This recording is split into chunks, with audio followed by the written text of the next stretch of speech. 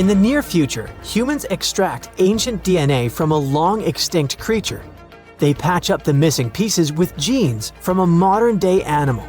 Then, in a high-tech lab, they bring the species back to life. Sounds familiar? Well, yes, that's actually the plot of the original Jurassic Park. But the thing is, we're now living in the timeline where researchers are doing exactly that. Although this time, the star of the show isn't a raptor or a T-Rex.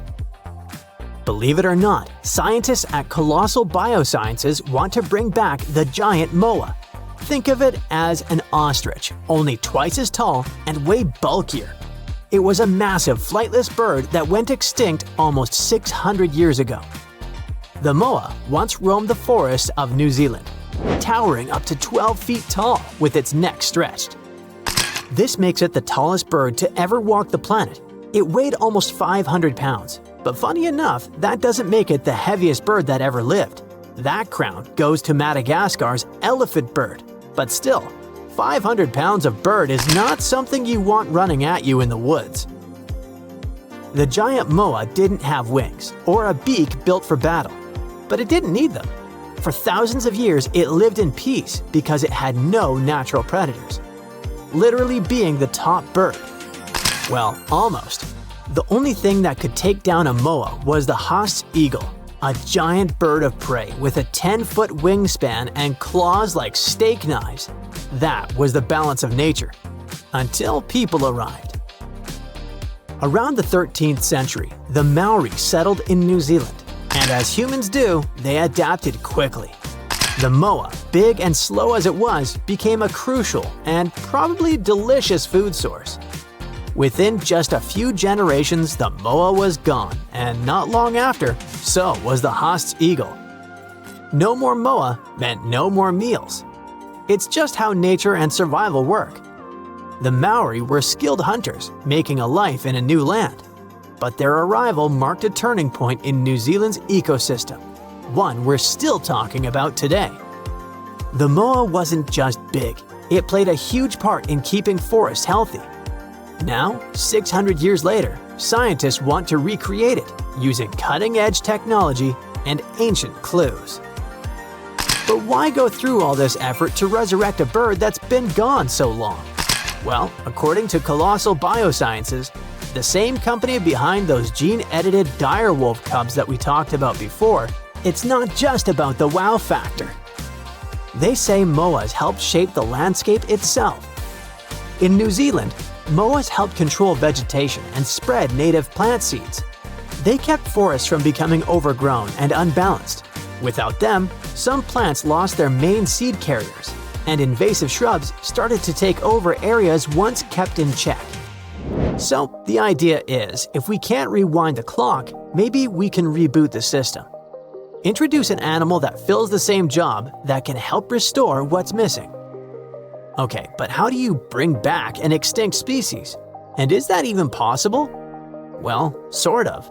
But not in the sci-fi clone a complete dinosaur way like in a movie. The original moa has been gone for centuries, and its DNA is damaged, degraded, and full of holes.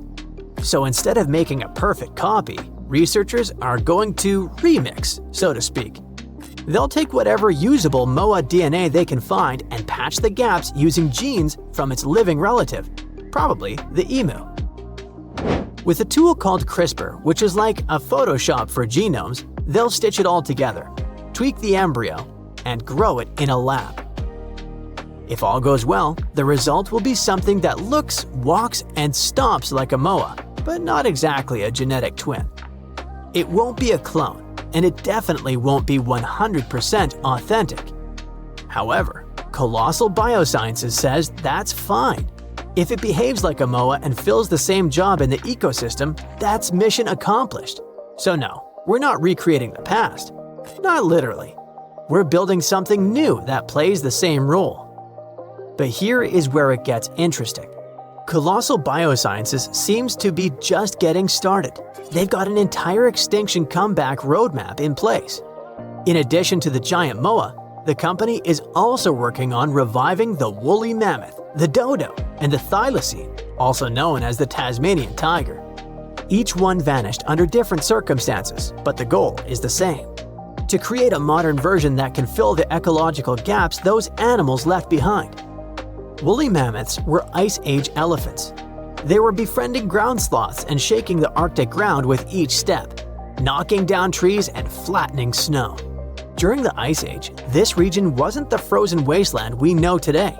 It was called the Mammoth Steppe, a dry, windy grassland stretching from Spain to Siberia to Alaska, filled with cold, hardy grasses and scattered shrubs. Mammoths helped keep it that way.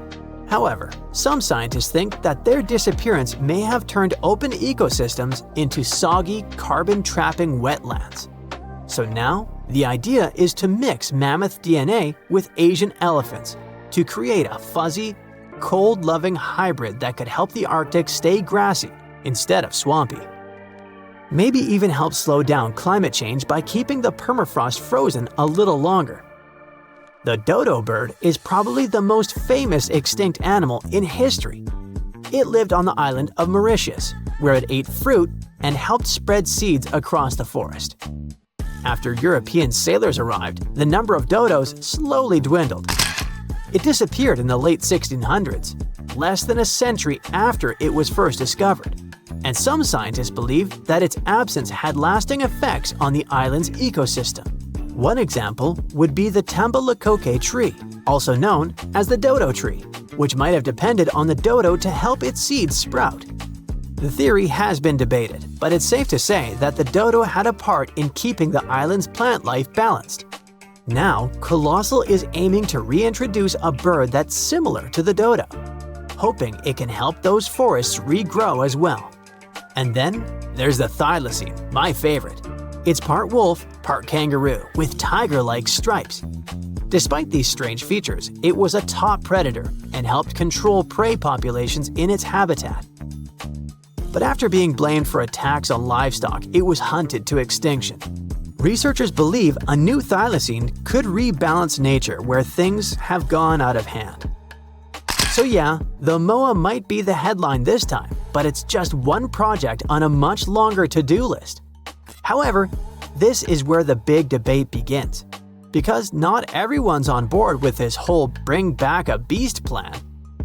While scientists dream of second chances, plenty of people still have big questions. For example, are we actually helping the environment or just poking it with our really expensive science stick? These new animals aren't exact copies. They're mashups. Close enough maybe, but not the originals. Also, ecosystems aren't machines where we can just swap out a part and expect them to work the same. There's also the wildcard factor. A lab-made MOA might not act like the ancient one. It could munch the wrong plants or throw off the balance by outcompeting something that wasn't even around the last time it existed. Some experts worry that tossing new species into today's ecosystem could backfire. After all, the world they're coming back to? It's different. And in some cases, their old homes don't even exist anymore. There's also a deeper concern: the message this sends about extinction. If people believe we can just bring things back, will they take conservation any less seriously? Will protecting endangered species feel less urgent if extinction stops being permanent? So while the science behind all this is undeniably impressive, the ethical questions aren't going away. Should we be reviving species, or should we be doing more to protect the ones that are still here? If both options are true, how do we do so successfully? Whether it's mammoths, moas, or dodos, one thing's clear: we're not just studying nature anymore. We have the power to rewrite it. And like Uncle Ben said, with great power comes great responsibility. Let me know what you think. And as always, stay on the bright side. Hey, welcome to the Dino New Year's Party. Hey, everyone you know well is here. Tyrannosaurus, Triceratops, Stegosaurus, Raptor, Diplodocus. But there will also be someone new, a guest who will surprise you. You see, paleontologists have discovered a new dinosaur species that was somewhat like the T-Rex, but with a twist. These guys would rather eat a crunchy salad than a juicy steak. Hey, meet this dude. Any guesses on how to pronounce this? Duonicus sakubatri. Thanks, please hold your applause. These are herbivorous guys that belong to the Therizinosaurs. But they had one awesome feature. A feature that showed scientists that Duonicus belonged to a new branch of dinosaur evolution, about which little is known. But hey, let's go back to the dino party, shall we? Here you can see dinosaurs with different personalities. The T-Rex is a bully and toothy. The Velociraptor seems to be very toxic and moody. The Triceratops or Stegosaurus are aggressive but silent. You know, like those guys that don't touch anyone, but it's better not to mess with them. So among them all, the Therizinosaurus is a chill guy that will always help, will always keep you company at a party, and will never be annoying. Therizinosaurs lived in what is now Asia and North America during the late Cretaceous period, about 100 to 66 million years ago. Their anatomical features made them look more like predators, like the T-Rex. But Therizinosaurs were herbivores, with large crescent-shaped claws. In some species, they reached up to 20 inches. Now imagine how dangerous these monsters would have been had they been carnivorous. But they used their claws to grab tree branches and eat leaves. The Duonicus was quite large, just under 10 feet in length. A hippo was about the same size, and their weight was about 600 pounds, which is almost half the size of a horse. Therizinosaurs had a long mouth, a bit like a duck's nose, and long front paws with 3 thumbs. But the Duonicus, that has been found recently, was unique because it only had 2 fingers on each hand. The 2-fingered dinosaur discovery has sparked joy among paleontologists. Okay, 2 fingers instead of 3, whatever, you might think. But it makes a big difference. It shows how dinosaurs evolved. The latest paleontology news reports that the discovery was made in Mongolia. It was the largest preserved claw in history. Its size was about 11 inches, and it had a curved shape. That means it was like a giant banana. The coolest thing was that the claw was covered with keratin. Our nails are made from this material too. Can you imagine? Large lizards that lived tens of millions of years ago had claws with the same composition as our nails. Nature is amazing, isn't it? Do you know this crazy theory that the T-Rex evolved into a chicken and the Velociraptor into an ostrich? There must have been tons of evolutionary changes. But the 2-fingered dinosaur discovery offers us a more understandable and more detailed explanation of how dinosaurs evolved. Therizinosaurs had 3 clawed fingers on each paw, but why did nature get rid of one of them? Scientists believe that it was practical. It's possible that a paw with 2 fingers was much stronger and more flexible than a paw with 3. This way, dinosaurs could grab vegetation and branches, like chameleons do. Scientists have also suggested that the 2-fingered long paw helped the dinosaur defend itself, care for its mates, and even play. It's hard to imagine what they could be playing at. Maybe they did high fives or high twos. It would be cool if they had used those paw pliers not only for taking food, but for fighting off predators. And speaking of predators, the T-Rex had a similar front paw structure, but its small paws were useless. It would be cool if the Duonicus could box with them or climb trees. Yes, it was an herbivore, but that doesn't mean that other bad dinosaurs could bully it. Let's just think that the Duonicus was kind of weak and formidable to the strong. That's why it would be the most welcome guest at the dinosaur party. But the strangest guest at this party would be the Dinosaurus, named Terrible Hands. The case of the Deinonychus shows how dinosaurs evolved from having 3-fingered paws to being 2-fingered. The Dinosaurus shows that ancient lizards could evolve into a horse or something else. It sounds weird, but let's get to know this guy better. In 1965, the arms, hands, and shoulder girdle of an unknown dinosaur was discovered in the Gobi Desert in Mongolia. When paleontologists put the bones together, they got 2 long, creepy arms. For many years, those arms remained in the museum without a body. It looked funny and a little scary. Each arm was about 8 feet long. This is more than the tallest basketball players. Paleontologists were trying to find other dinosaur body parts in the Gobi Desert, but their attempts were unsuccessful. The Dinosaurus became one of the most famous mysteries in paleontology. How big was the owner of such arms? What did it eat? How did it live? This remained unknown until 2014. According to the latest paleontology news about this lizard, a group of scientists from the Korea Institute of Geoscience and Mineral Resources has discovered other well-preserved remains of the Dinosaurus. With their help, paleontologists have managed to recreate the lizard's appearance. And that breakthrough has turned out to be much cooler than the two-fingered dinosaur discovery. Are you ready? The Dinosaurus was colossal, rather slow, with a horse-like head and a spine that formed something like a hump. It looks super weird, even for a science fiction movie. This new dinosaur species belonged to Ornithomimosauria, an ostrich-like species, agile and fast-moving. But not the Dinosaurus. Instead of speed and agility, the dinosaur had a large size. It was 36 feet long and weighed 13,200 pounds, which is almost the weight of an adult elephant and the length of half a metro wagon. Despite its size, the Dinosaurus was quite harmless. Its long muzzle looked like that of a duck or a horse. It also had no teeth. So for tyrannosaurs and other predatory giants, it was an easy lunch. And this is not just a guess. Scientists found bite marks on the discovered skeletons of this dinosaur. It seems this poor big dude met some really bad and hungry guys. But what was lunch to this strange lizard itself? It ate almost everything: soft plants, algae, small vertebrates, and fish. It sucked food from the bottom of lakes and rivers with its beak and tongue and swallowed stones to help grind the food.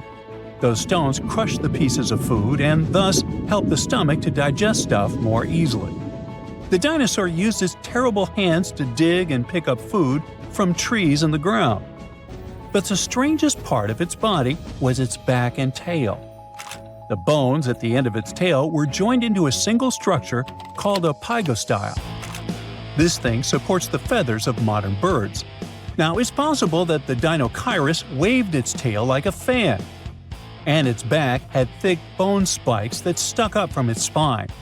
Considering that those bones were covered with skin, the whole strange skeleton structure looked like a sail.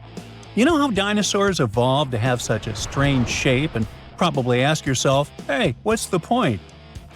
Well, scientists believe that the ligaments coming out of the spine help support the dinosaur's heavy belly and legs. To better understand how that could work, imagine cable-stayed bridges. Long vertical beams have many cables that hold the roadway. Similar, the Dinosaurus spikes and ligaments help to hold the dinosaur's weight. Now, back at our dino party, it would be a shy, tall dude who accidentally drops a drinking glass and makes you feel awkward. It's lonely. It dreams of finding friends. And it will surely find them. A diplodocus would make a great buddy. A herbivorous dinosaur with two fingers that looks like a predator and a horse-like giant with two long arms show us how diverse dinosaur evolution can be. T-Rex, Velociraptor, Diplodocus, and others are the superstars of the ancient world. It would be cool if paleontologists could discover new dinosaur species that would remove the old guard from their pedestal of fame.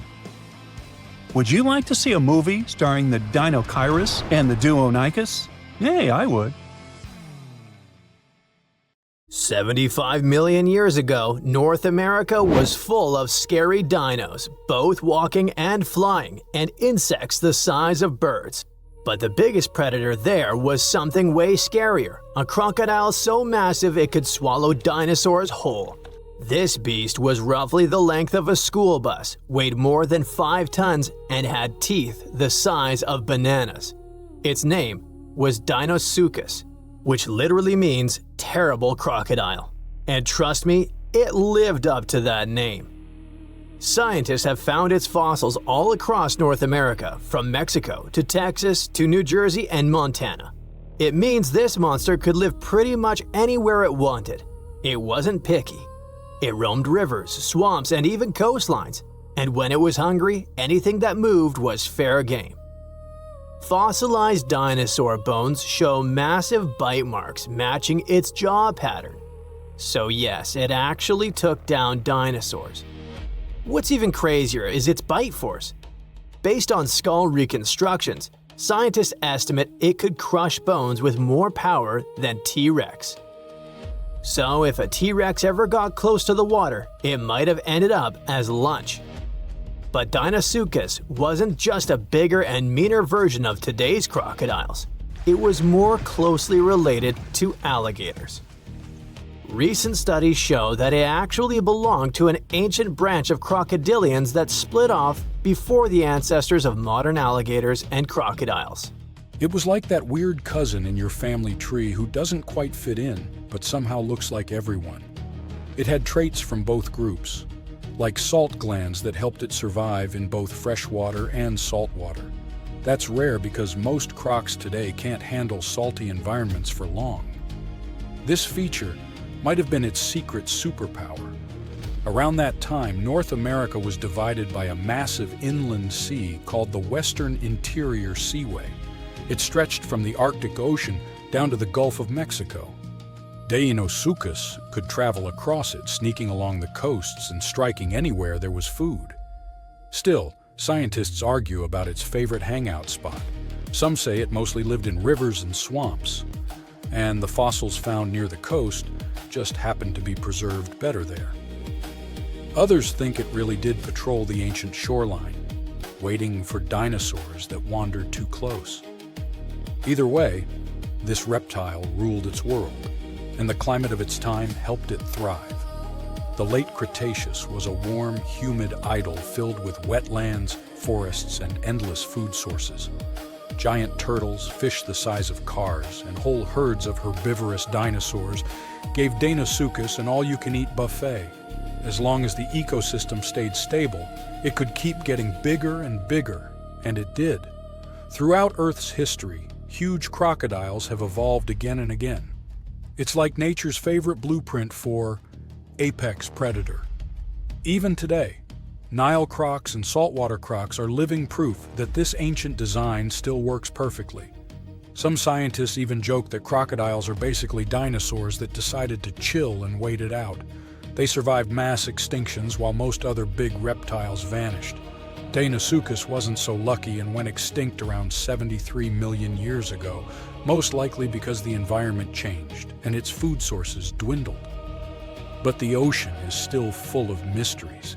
Maybe some gigantic croc-like beasts are still lurking out there. And while we're guessing, let's look at some other prehistoric creatures that make scientists rewrite what they thought we knew about life on Earth. First up, we have the Dragon of Death. Don't even make me pronounce its full name, Thanatosdracon amaru. Scientists found its bones in western Argentina, in formation layers called the Plautier Formation, from about 86 million years ago, the late Cretaceous. This creature wasn't just big, it was gigantic for a flying reptile. Judging by some of its bones, it has a wingspan somewhere between 23 and 30 feet. That's like a small plane wing outstretched. It's officially one of the largest pterosaurs ever discovered in South America. Its fossils are pretty well preserved, including parts that are usually squishy and fragile in flying reptiles like vertebrae and limb bones. This gives scientists clues not just about how it moved, but about what ecosystems were like back then. Looks like it enjoyed marshy floodplains, big open skies, and plenty of prey below. Our dragon likely used its size to its advantage, either going after small dinosaurs or scavenging. The fact that this massive creature managed to evolve wings capable of flight is just crazy. Next, we've got a creature that looks like a mix of a dino and a skunk to me, Stegosaurus elengasen. Scientists found fossils of this cool guy in southern Chile, among rocks deposited about 75 million years ago. The thing that hits you first, let's hope, not literally, is its tail. Instead of the usual spikes or clubs you get in other armored dinos like ankylosaurs, Stegosaurus had a flat blade-like tail made from fused bones. It looked almost like a weird paddle or frond. Scientists compare it to Aztec ammunition because of that blade structure across the tail's rear half. It wasn't huge, only about 6.5 feet long, but what it lacked in size, it made up for in weirdness and cleverness. Its body had armor plates, protective skin scutes, and a skull structure showing features of different dinos. So it was kind of a hybrid in style, which got paleontologists rewriting some of the family trees of armored dinosaurs. Also, the fossil is unusually complete, about 80%, which is rare because armor bones are often damaged or missing. This is super useful for science because it shows us how armor evolved, especially in southern continents. And you definitely need to meet our next hero, a truly bizarre marine reptile that once patrolled the waters of what's now Wyoming, Serpentisuchops fisteri. This creature was part crocodile, part sea monster, and 100% nightmare fuel.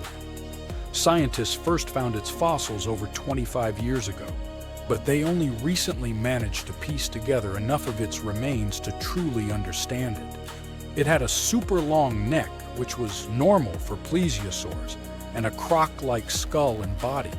Most fossil books would tell you these traits shouldn't exist in the same animal. So this guy was a stunning exception. Paleontologists have found its lower jaw, a large portion of its skull, neck vertebrae, tail, and ribs. So they were able to reconstruct not just what it looked like, but how it likely moved, swam, and hunted. About 35% of its body is preserved, which is not so often for marine reptiles, and it lets scientists learn a lot about its lifestyle. With its long neck and the power of a crocodile, plus a super combo of speed, reach, and bite, this guy was most likely a top predator of its time. Last but not least, we have this cool dino, Duonicus tsokhtbatari, that lived in Mongolia's Gobi Desert around 90 to 95 million years ago during the Cretaceous period. It wasn't a meat-eater like T-Rex, but more of a plant muncher. It grew to about 10 feet long, roughly the size of a tall adult human lying down, and weighed around 575 pounds. Pretty hefty for a leaf-eater. The craziest thing about this heavy guy was its hands. It only had 2 fingers on each hand, and each finger carried a giant curved claw about a foot long, covered in keratin, the same stuff your nails are made of. That keratin actually added over 40% to the claw's length, which is super rare to see preserved in fossils. Because of that, scientists can actually study the full shape and structure of the claw, not just the bone. Its hands weren't just for show, though. We can see fused wrist bones and stiff joints in the fossil, which means it could grab and pull down branches to eat leaves. So, having fewer fingers could actually be a bonus if your goal is to reach and rip down vegetation. It's a really cool example of how dinosaurs adapted in weird and specific ways to survive. There's a monster hiding in the remote forests, swamps, and rivers of the Congo Basin in Central Africa. It has a long neck, looks like a dinosaur, and is the size of an elephant, or maybe a hippo at least. That's what people who claim to have seen it say. It should have gone extinct millions of years ago, but this Congo's version of the Loch Ness Monster somehow survived. This creature is the Mokele Mbembe, which means one who stops the flow of rivers. And more folks are saying they've seen it lately. European explorers first heard the stories of this creature from the people living near the Congo River in the early 1900s. A German captain even included a description of the monster in his official report from his expedition. The locals told him the animal was of a brownish-gray color with smooth skin, a very flexible neck, and only one long tooth that could be a horn. Some of them mentioned a long, muscular tail, like that of an alligator. They also said that the creature lived in the caves, but climbed the shores even in the daytime to find some plants to eat. Locals also believed its favorite snack was a kind of liana with large white blossoms. Some of them even showed the German captain some fresh path the monster left leading next to those plants.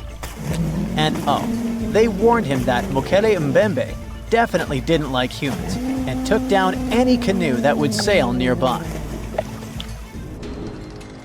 Dinosaurs were a real hit in pop culture in the 1910s, and several newspapers in Europe and North America wrote about the dino-like monster from Africa back then.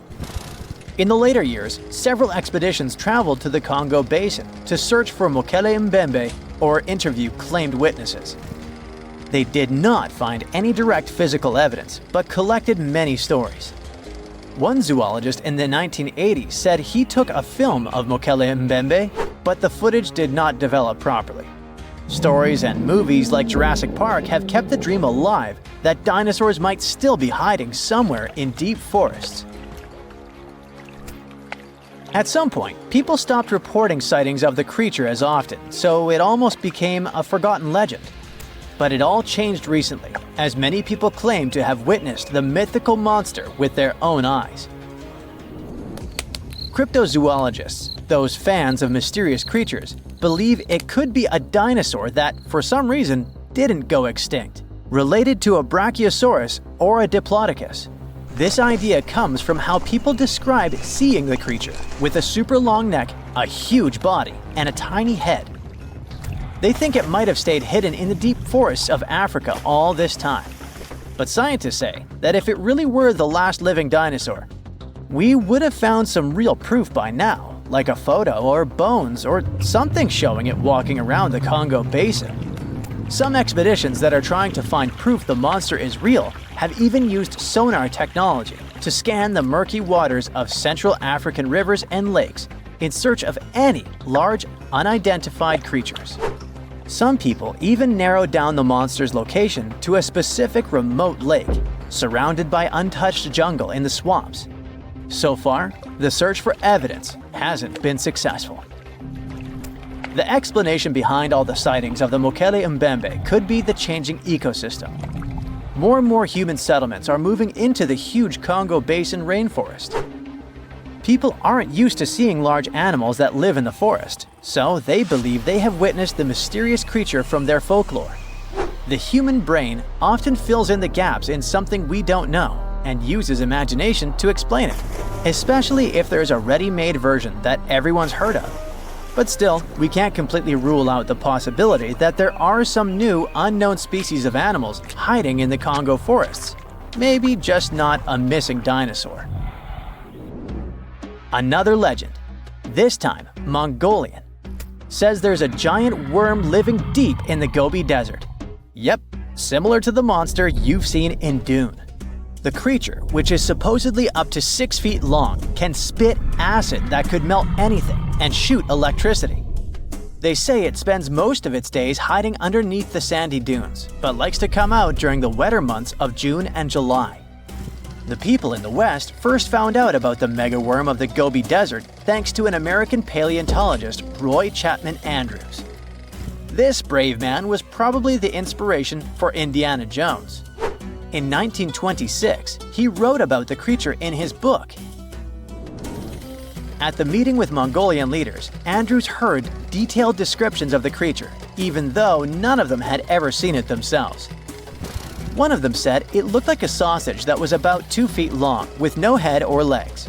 According to him, the worm was so poisonous that just touching it could instantly take your life, and it lived in the loneliest parts of the Gobi Desert. Andrews didn't think the creature was real, but he shared these stories again in another book. And then, stories of the monster spread around the world. In some of them, it's only 1 foot long. In others, it's as large as a human. Some say it looks like a snake, and some describe it as a caterpillar. Some people claim it has wings and can fly, and others think it could be a supernatural evil being without a body. The color of the creature also remains a subject of debate. It could be white-gray, brown, or even bright red. The stories of witnesses are probably so different because the creature doesn't even exist. In 1983, one scientist who was visiting the region heard that an old man had managed to finally catch the mysterious worm. He also found out there was a nest nearby and decided to risk it all and see it. But instead of a scary monster, there was a tartar sand boa inside. Luckily for the scientist, this snake is non-venomous, but it does have gray-brown scales and could match the description of the giant worm. When he showed it to the locals, supposedly, all of them said it was the monster they had seen. Big expeditions from America, Britain, and New Zealand came to the Gobi Desert to try and find the creature. Many other adventurers came from all around the world on their own, but found no evidence the monster was real. But many Mongolians are sure the death worm is no fantasy. If you don't believe there's a monster in the Gobi Desert, how about one in Lake Worth in Texas?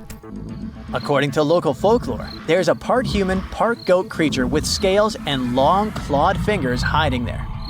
It all started back in July 1969, when locals claimed to have spotted this mysterious creature roaming around. The newspapers loved the story and started reporting about new sightings. One article said that the monster jumped out of a tree and landed on some guy's car. Another report claimed that the Lake Worth monster decided to throw an automobile tire at a group of people. Someone even managed to take a photo of the creature, and the newspapers published it. Locals started flocking to the lake at night, hoping to catch a glimpse of the creature, but no one could find any evidence it was real after all. The author of the monster's photograph later said it was most likely someone's prank, because the creature really wanted to be seen. Then, a reporter from the local newspaper received an anonymous letter saying that it was 3 high school students who decided to dress up and scare people. Even despite this, some cryptozoologists think it could have been an undiscovered primate species that walks on 2 legs. We don't know if the Worth monster is real, but it does one good thing and brings together the local community. Every year since 2009, they throw the Lake Worth Monster Bash. Now, you can't find living dinosaurs nowadays, which is a good thing, mostly, but you can still meet some creatures that might have gone to lunch with them. The frilled shark, for example, is a living fossil that comes from a family of sharks that have been around for about 80 million years. One of the coolest things about it is its long, eel-like body that can grow as long as 6 feet. It has 6 pairs of gills on its throat, which help the frilled shark breathe in the deep, cold ocean where there isn't much oxygen. The shark can move very quickly, like a snake, to catch its prey when it least expects it. Little frilled sharks take an exceptionally long time to grow, up to 3.5 years, which is one of the longest times for any animal with a backbone. The Chinese giant salamander is another living fossil that can tell you what was going on Earth around 170 million years ago. Now, when I say tell, I really mean it, as it can make sounds like hisses, whistles, and barks, and even a noise that sounds like a crying kid. The biggest Chinese salamander found so far weighed 130 pounds, as heavy as 2 Dalmatians, and was almost 6 feet long. Giant salamanders like to be alone. Hey, I want to be alone. And will chase away other salamanders from their space, except when it's time to start a family. During the day, they hide and sleep under rocks. They can make a special substance from their skin that keeps predators away. Now, gharials are reptiles that have been around for about 38 million years. They live in India and Nepal in slow-moving, muddy rivers.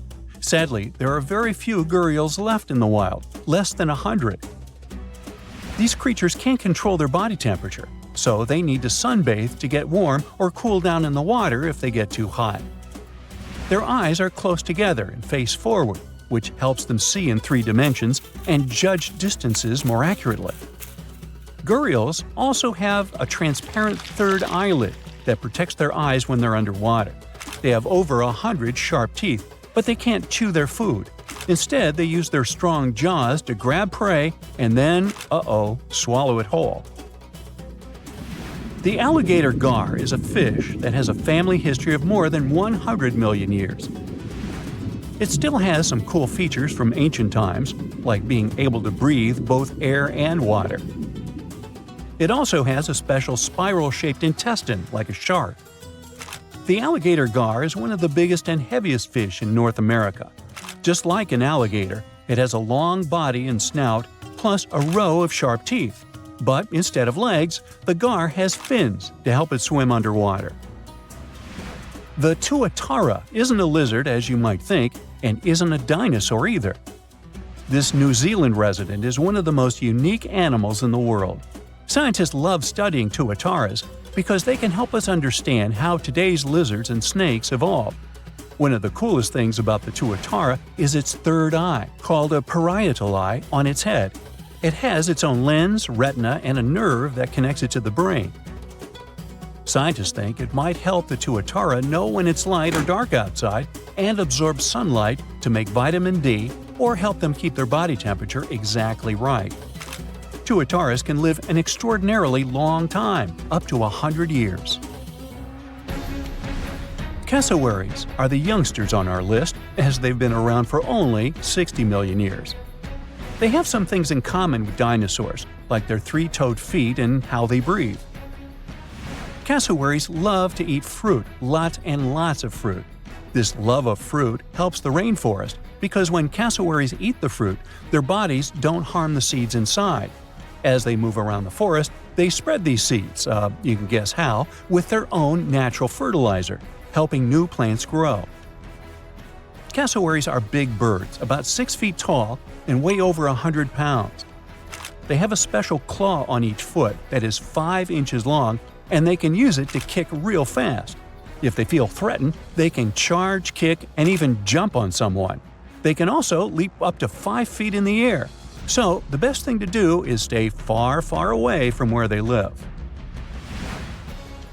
The order Notostraca is a group of crustaceans that you may know as tadpole shrimp or shield shrimps. These animals have been around for about 360 million years. They have a wide, flat shell that covers their head, and they have a pair of eyes on top.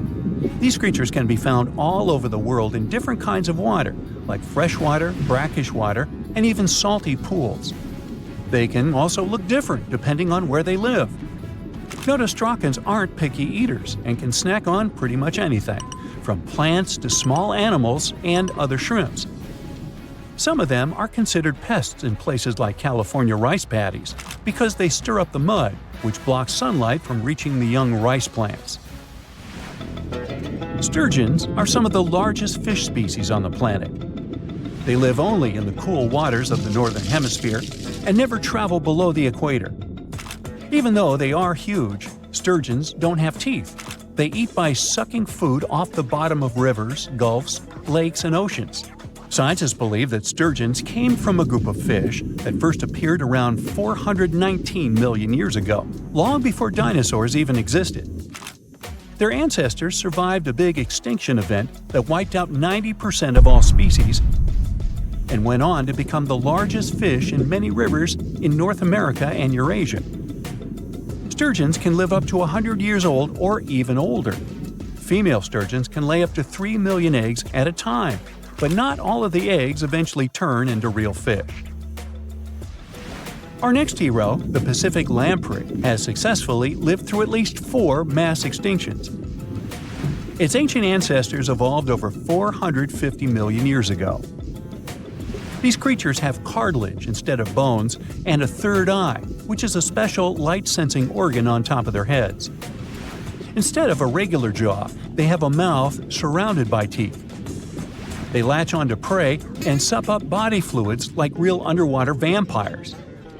And although he wasn't living underwater, the story goes that King Henry I of England might have lost his life because of a lamprey. The English monarch loved this fish so much that he defied doctors' orders to stop eating its flesh. He got sick every time he'd have it, but the lack of bones and the unusual taste made the royal fall in love with it. As a result, he got some scary symptoms from eating lamprey and eventually passed away. Can you say clueless? The elephant fish, also called the Australian ghost shark, has been on Earth for around 400 million years. Even though they're related to sharks, they aren't actually sharks. Instead of bones, their bodies are made entirely of cartilage. These fish have a special shiny tissue in their eyes that can make their eyes look like they change color from yellow to green. Elephant fish can be pretty tough and will fight back if they feel threatened. They like to be alone and usually don't hang out with other fish. Horseshoe crabs also deserve the title of survival champs, as they've been around even before dinosaurs, since 450 million years ago. 4 species are still roaming the ocean from Maine all the way to Mexico. Horseshoe crabs are more like spiders than ticks than they are like real crabs. They have 9 eyes, plus extra light sensors near their tails so they can see really well. They breathe underwater using flap-like gills near their belly, and sometimes they use these gills to swim upside down. Every spring, when the tide is high, these creatures come up to the beach at night to mate and lay their eggs, and you can see hundreds of thousands of them. So yeah, a giant asteroid fell to Earth and destroyed all dinosaurs with a blast wave. That's what we've all heard. It was a terrible disaster, but it was actually much worse. You can't even imagine how unfortunate it was for dinosaurs and what kind of disaster they faced. It wasn't just a piece of solid rock from space, but a lump of molten clay. It provoked not just a tsunami, but giant mud waves. It filled the atmosphere, not only with a burnt smell, but also with an acidic and foul smell of rotten eggs. It didn't just sweep everything away with a blast wave. It provoked a volcanic winter, poisoned the air, and blocked the sun. And do you know what the most unfortunate thing was? If the angle of the fall had been just a little bit different, or if it had fallen a little further away, then there might not have been any global catastrophe. That asteroid, the size of Mount Everest, fell in the coastal part of the Yucatan Peninsula. This place separates the Gulf of Mexico from the Caribbean Sea. The asteroid touched both solid rock and water and immediately triggered strong tsunamis and mega ripples. These are large sand waves that are normally about 3 feet long on average and leave a pattern similar to dunes on the seabed. Oh, by the way, they're really called subaqueous dunes. So, when the meteorite fell, it formed 52-foot-high mega ripples. Can you imagine? Giant waves of sea mud that are almost as high as a 5-story building. But how did the scientists figure it out? They used 3D seismic data and modeled the mega ripples pattern in the program. The data was based on the landscape of the bottom, which was impacted 66 million years ago. First, a powerful strike triggered a strong earthquake that liquefied the seabed layer, and then a high-grade tsunami triggered those mega ripples. That is, while giant waves on the surface flooded the land and went into open waters, large mud waves destroyed the seabed. Ancient fish, dinosaurs, and other underwater creatures didn't stand a chance. But what does this information tell us? Well, first, studying the effects of ancient tsunamis helps to reconstruct the past of our planet. Secondly, it helps us to be prepared if something like this happens in the future. Predicting a scenario like this could save countless lives in case of danger. Okay, there was a total mess in the water at the time of impact. But what was happening on land was much worse and scarier. But let's discuss the meteorite itself first and what it consisted of. The scientists analyzed the rocks at the impact site and saw traces of carbonaceous chondrites. This is the rock that makes up most of the meteorites in space. Often this rock contains water, clay, and organic compounds with carbon. It means that, in a sense, a lump of dirt the size of the highest mountain on the planet fell on Earth. And yes, carbonaceous chondrites often have an unusual smell of rotten eggs, tar, or wet hay. So it wasn't just very loud, but it also probably smelled bad. It was a fetid rocket on a planetary scale. However, at the time of the fall, not a single living creature was there to sniff it. All of them lost their lives in the first seconds of the disaster, hit by the devastating blast wave. It set a chain of events that later wiped out all the dinosaurs from the face of the Earth. The peninsula where the meteorite fell turned into a large crater in an instant. Thousands of tons of soot and ash were released into the air. A huge area was filled with thick smoke. The sky turned gray. Black clouds obscured the sun. But wait, where did the ashes come from? The crash site contained huge reserves of flammable materials. In simple words, the meteorite fell into a giant barrel of fuel which started to burn. The sky remained dark. Grass, plants, trees, and bacteria couldn't get enough sunlight. The green world began to wither, and this affected not only the impact site, but almost the entire continent. Even dinosaurs, living far away, felt the low temperatures and lack of ultraviolet light. Dinosaurs couldn't survive in such conditions. The environment was changing too fast. Then it got even worse. A firestorm was spreading in all directions from the place where the meteorite had fallen. The air inside the storm was poisonous and dangerous to inhale. And you know why?